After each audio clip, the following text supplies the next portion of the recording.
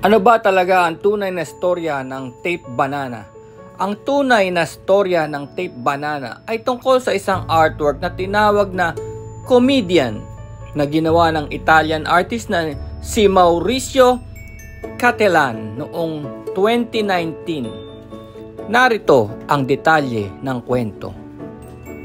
Una, ang artwork. Ang artwork ay isang totoong saging na idinikit sa pader.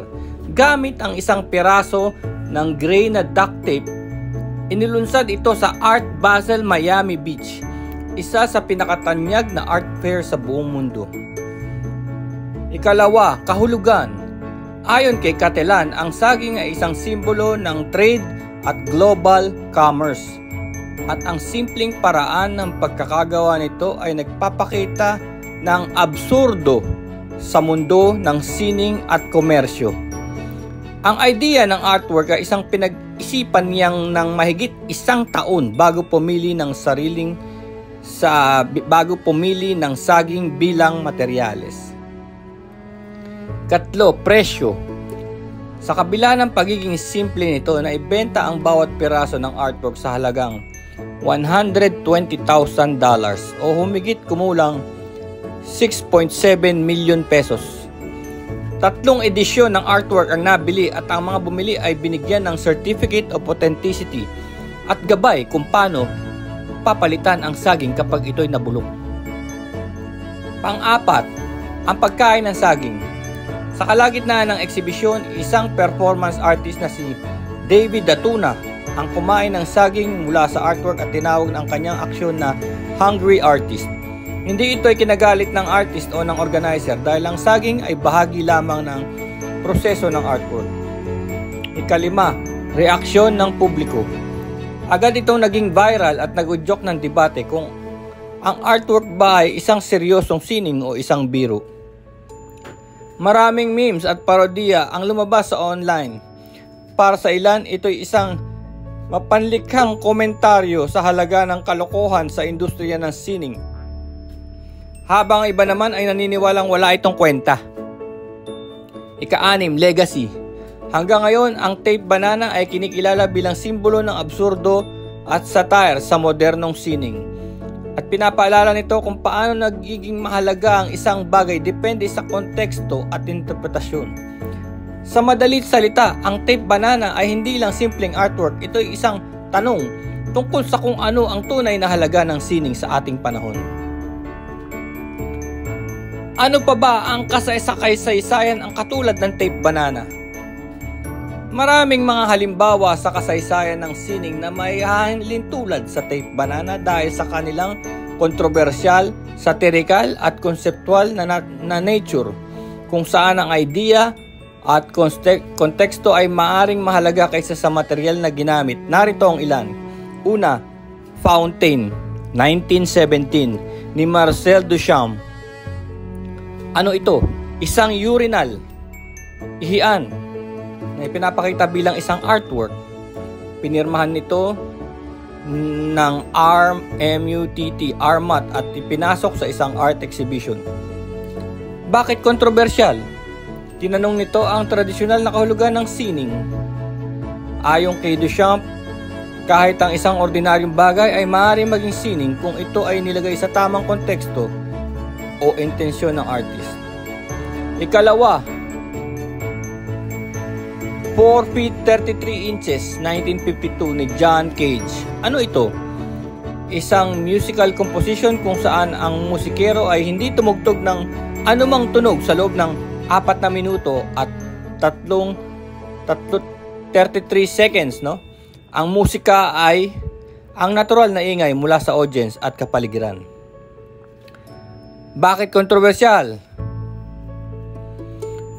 Tinalakay nito ang idea na ang katahimikan mismo ay isang anyo ng musika at hinamon ang inaatasan ng mga tao tungkol sa kung ano ang musikal.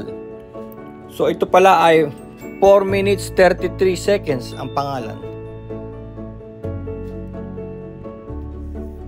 Na ikatlo, 1 and 3 Chairs, 1965 ni Joseph Kosuth. Ano ito? Isang instalasyon na may 3 elemento, isang totoong upuan, litrato ng upuan, at isang nakasulat sa kahulugan ng upuan. Bakit kontrobersyal? Tinalakay nito ang relasyon ng bagay, representasyon at wika.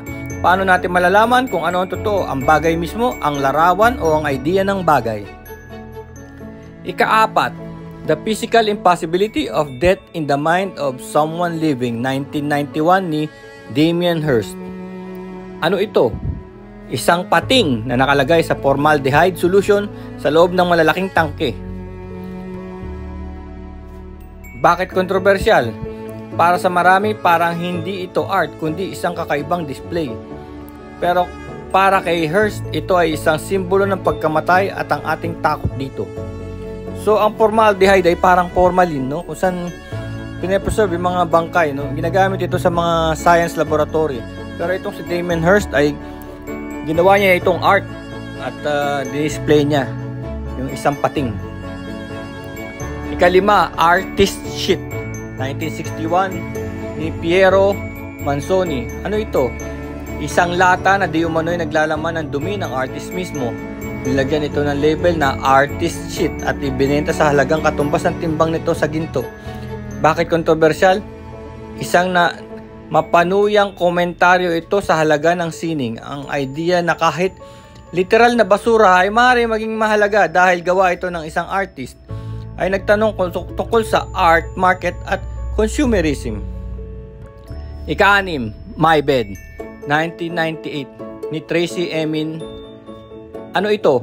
Isang exhibition ng sariling kama ng artist kasama ang lahat ng kalat nito, maruruming kumot, bote ng alak at iba pang personal na gamit. Bakit kontrobersyal?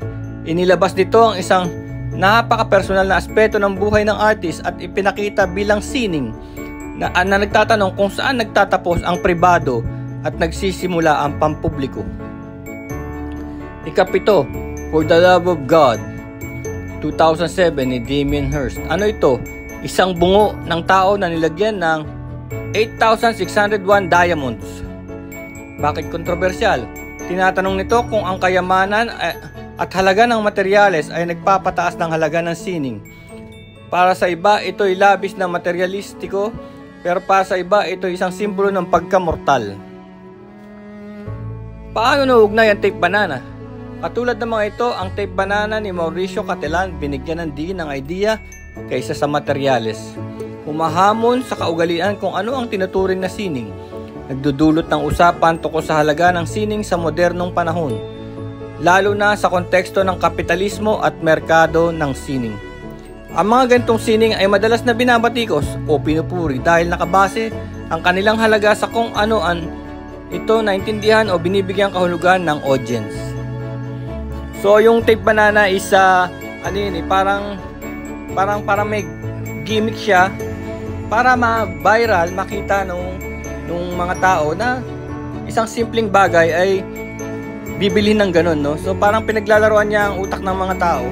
Yun ang halaga dun eh. Kumbaga, lalo na yung kumain na ngayon, sa panahon ngayon na yung crypto boss tawag nila, yung isang boss ng isang crypto business which is nauuso ngayon, no? So iniisip nila ito palang crypto boss dahil sa kanyang business na crypto yumaman siya para bilhin yung gantong klaseng art. Pero tandaan nyo, hindi ito nauna.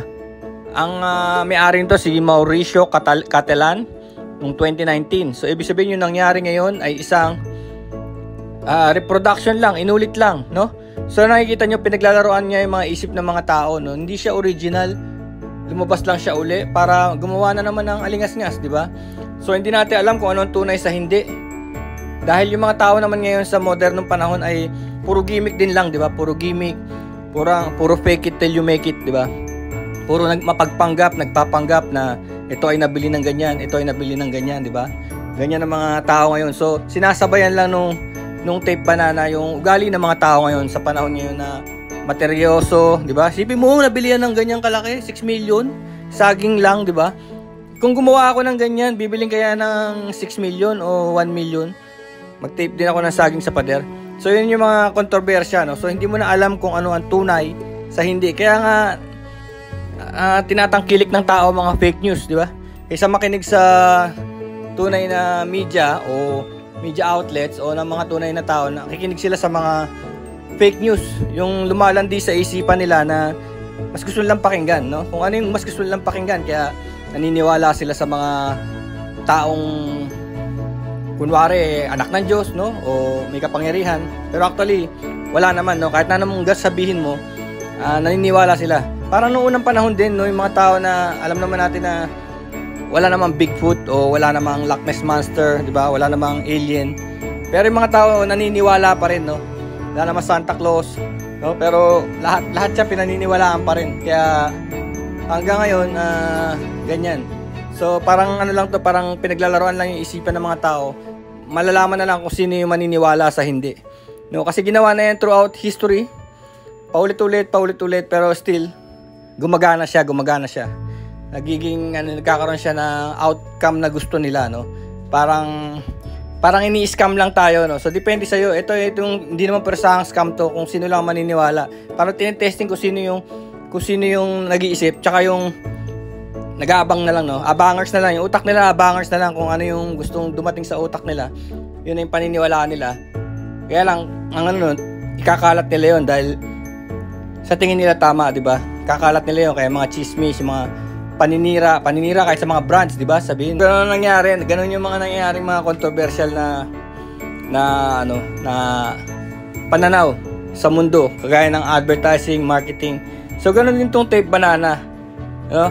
So kahit nasabihin na natin walang kwenta o pang bubwisit lang, nasa isip pa rin natin na may ganitong dumating, no? Tape Banana. Kaya lang ang maganda rito sa Tape Banana na to, pag ikaw isang artist na baguhan lang, o ikaw isang artist na tinitingnan mo na wala ka silbi o wala ka magagawang art, tignan mo na lang yung Tape Banana, no? Kayang-kaya mo naman sigurong ulitin yan, pero isipin mo kung ang halaga niya, no? Yung kasikatan na dinulot niya. Kasi sabi nga nila, positive and negative publicity is still publicity, no? So ibig sabihin, mga politiko, kita mo kahit nasiraan mo sila, gusto nila kasi at least na lumalabas sila sa mainstream media. Naalala sila, 'di ba? Kung sino pa yung may mga kaso, may kasalanan, may kababuyan, sila pa yung naihahalal, 'di ba? Nagiging leader pa. 'Di ba? Nagiging politiko pa. Nakikita niyo naman 'yan. Kahit sino 'yan, lalabas yan, lalo na yung mga artista, 'di ba? Basta sikat, sigurado papasok 'yan. Magugulat ka na lang, no? So ganyan ang nagagawa ng mga ganyan, ng mga publicity stunts. Kaya inuulit-ulit nila 'yan kasi gumagana yan sa simpleng utak ng mga tao, lalo na yung demographics, no? Pag nakita nila na dito sa area na to, no, naghihirap ang bansa. So mahina ulo, madaling mapaniwala.